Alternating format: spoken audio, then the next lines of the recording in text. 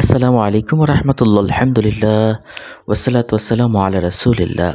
সম্মানিত দর্শক ও শ্রোতা, বদ মেজাজ, বদ স্বভাব দূর করতে আপনি নিজের বুকে ফু দিন, ইনশাআল্লাহ ভালো হয়ে যাবে। আপনার সাথে কেউ অন্যায় করবে না, দুর্ব্যবহারও করবে না। সম্মানিত দর্শক ও শ্রোতা, এমন কিছু আমলের কথা আজকে বলবো। একটা আমল দিয়ে কতগুলো যে ফজিলত হয় দেখুন।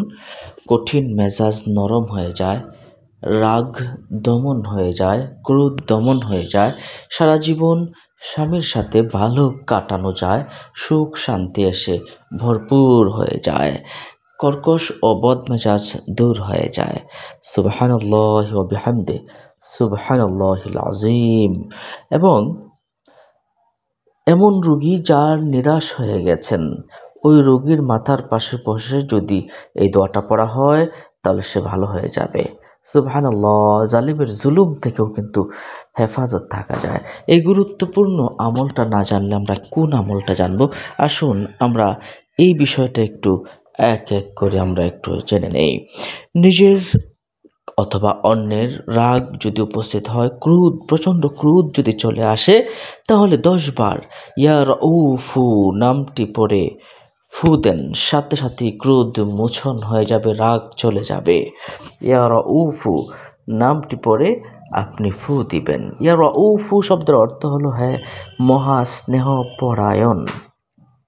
সম্মানিত দর্শক ও শ্রোতা, যাদের মেজাজ ভালো নয়, কথায় কথায় রুক্ষতা প্রকাশ করে 110 বার ইয়া রাউফু পড়ে ইশারায় তার দিকে ফু দিলে এমন স্বভাব তার দূর হয়ে যাবে।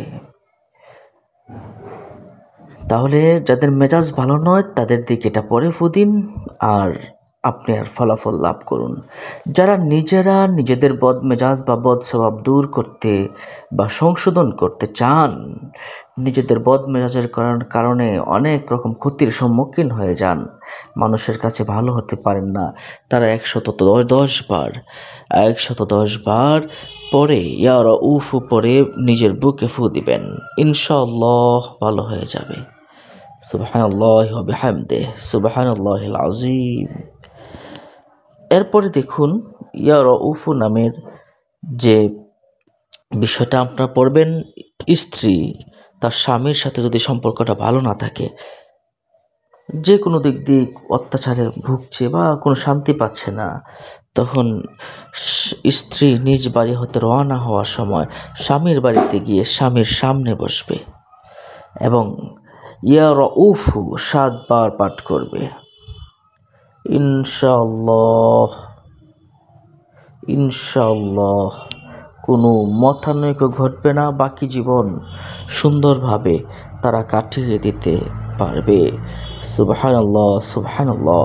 এই নাম যদি কেউ সর্বদা পড়ে, কেউ তার প্রতি অন্যায় করবে না, দুর্ব্যবহার করবে না, তার প্রতি রহম দিল থাকবে, জুলুম থেকে ওই ব্যক্তি হেফাজতে থাকবে। সুবহানাল্লাহি ওয়া বিহামদিহি, সুবহানাল্লাহিল আযীম। তাহলে আমরা এই বিষয়গুলো কিন্তু জানলাম।